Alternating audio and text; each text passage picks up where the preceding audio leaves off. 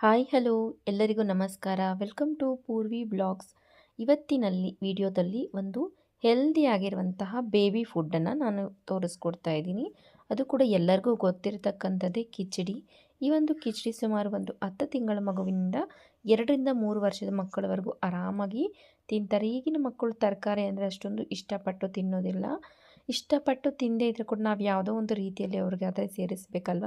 ಈ ರೀತಿ ಸೇರಿಸೋದ್ರಿಂದ ಆರಾಮಾಗಿ ಅವ್ರಿಗೂ ಹೆಲ್ದಿನೂ ಆಗುತ್ತೆ, ನಮಗೂ ಕೂಡ ಒಂದು ತರಕಾರಿಯನ್ನೆಲ್ಲ ಕೊಟ್ವಿ ಅಂತ ಒಂದು ಸ್ಯಾಟಿಸ್ಫ್ಯಾಕ್ಷನ್ ಕೂಡ ಆಗುತ್ತೆ. ನಮ್ಮಲ್ಲಿ ಏನೆಲ್ಲ ತರಕಾರಿಗಳಿರುತ್ತೋ ಅದನ್ನೆಲ್ಲವನ್ನು ಕೂಡ ಸಣ್ಣದಾಗಿ ಕಟ್ ಮಾಡ್ಕೋಬೋದು. ನಾನಿಲ್ಲಿ ಬದನೆಕಾಯಿ, carrot, beans, cabbage, capsicum, tomato, ಕೊತ್ತಂಬರಿನ ತೊಗೊಂಡಿದ್ದೀನಿ. ಈಗ ಒಂದು ಕುಕ್ಕರ್ಗೆ 1 ಟೀ ಗ್ಲಾಸ್ ಆಗೋಷ್ಟು ಅಕ್ಕಿ, 1/4 ಟೀ ಗ್ಲಾಸ್ ಆಗೋಷ್ಟು ತೊಗರಿಬೇಳೆಯನ್ನು ತಗೊಳ್ತಾ ಇದ್ದೀನಿ. ನೀವು ಈ ಒಂದು ತೊಗರಿಬೇಳೆ ಬದಲು ಬೇರೆ ಏನಾದರೂ ಕಾಳುಗಳನ್ನು ಕೂಡ ತಗೋಬೋದು. ಇದನ್ನೊಂದ್ಸರಿ ನೀಟಾಗಿ ವಾಶ್ ಮಾಡಿಕೊಂಡು ನಾವು ಕಟ್ ಮಾಡ್ಕೊಂಡಿರುವಂತಹ ಈ ಒಂದು ತರಕಾರಿಗಳನ್ನೆಲ್ಲವನ್ನು ಕೂಡ ಸೇರಿಸ್ಕೋಬೋದು. ಈಗ ನೋಡಿ, ಅಕ್ಕಿ ಮತ್ತು ತೊಗರಿಬೇಳೆನ ನೀಟಾಗಿ ತೊಳ್ಕೊಂಡಿದ್ದೀವಲ್ವ. ಈ ಒಂದು ಕ್ಯಾರೆಟ್ನಲ್ಲಿ ವಿಟಮಿನ್ ಎ ಅಂಶ ಜಾಸ್ತಿ ಇರುತ್ತೆ. ಹಾಗೆ ಈ ಒಂದು ಬದನೆಕಾಯನ್ನು ತಿನ್ನೋದ್ರಿಂದ ಐರನ್ ಕಂಟೆಂಟ್ ಕೂಡ ತುಂಬಾ ಜಾಸ್ತಿ ಇರುತ್ತೆ. ಪೊಟ್ಯಾಟೊನಲ್ಲಿ ಕಾರ್ಬೋಹೈಡ್ರೇಟ್ಸ್ ಇರುತ್ತೆ. ಹಾಗೆಯೇ ಈ ಒಂದು ಕ್ಯಾಬೇಜನ್ನು ತಿನ್ನಿಸೋದ್ರಿಂದ ಹ್ಯುಮಿನಿಟಿ ಅನ್ನೋದು ಮಕ್ಕಳಿಗೆ ಚೆನ್ನಾಗಿರುತ್ತೆ. ನಂತರ ಕ್ಯಾಪ್ಸಿಕಮ್ ಕೂಡ ಟೇಸ್ಟ್ ಅನ್ನೋದು ಕೂಡ ಚೆನ್ನಾಗಿರುತ್ತೆ. ಟೊಮೆಟೊ ಕೂಡ ಒಳ್ಳೆ ವಿಟಮಿನ್.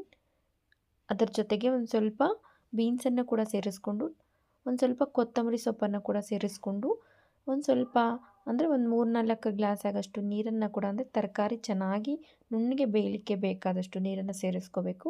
ಅದರ ಜೊತೆಗೇ ಒಂದು ಸ್ವಲ್ಪ ಅರಿಶಿಣ ಪುಡಿ, ಸ್ವಲ್ಪ ಉಪ್ಪನ್ನು ಸೇರಿಸ್ಕೊಂಡು ಕುಕ್ಕರ್ನ ಸುಮಾರು ಒಂದು 4ರಿಂದ 5 ವಿಜಿಲ್ಗಳ ಕಾಲ ಚೆನ್ನಾಗಿ ಕೂಗಿಸ್ಕೋಬೇಕಾಗತ್ತೆ.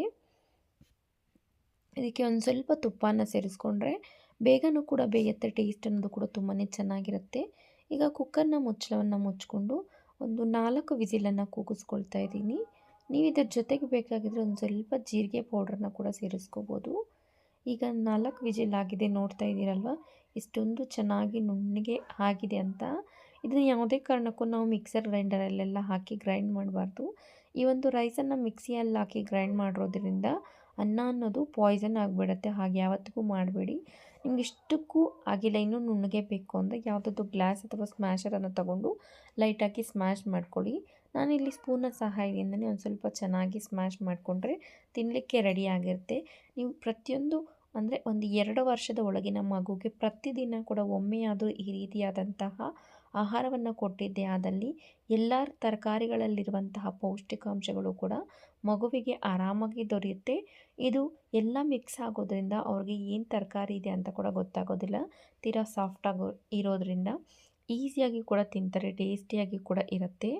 ಈ ರೀತಿಯಾದಂತಹ ಕಿಚಡಿಯನ್ನು ವಾರಕ್ಕೆ ಒಂದು 2-3 ದಿನಗಳಾದರೂ ನಿಮ್ಮ ಮಕ್ಕಳಿಗೆ ಮಾಡಿಕೊಡಿ. ನಾನು ಪ್ರತಿದಿನ ಒಮ್ಮೆಯಾದರೂ ಮಾಡ್ತೀನಿ ಈ ಒಂದು ಕಿಚಡಿಯನ್ನು. ನನಗೆ 10 ತಿಂಗಳ ಒಂದು ಮಗು, 3 ವರ್ಷ 6 ತಿಂಗಳ ಒಂದು ಮಗು ಇದೆ. 2 ಮಕ್ಕಳಿಗೆ ಇದೇ ಆಹಾರವನ್ನು ಕೊಡ್ತೀನಿ. ಇಂಥ ವಿಡಿಯೋಗೆ ನಮ್ಮ ಚಾನಲ್ನ ಸಬ್ಸ್ಕ್ರೈಬ್ ಮಾಡಿ.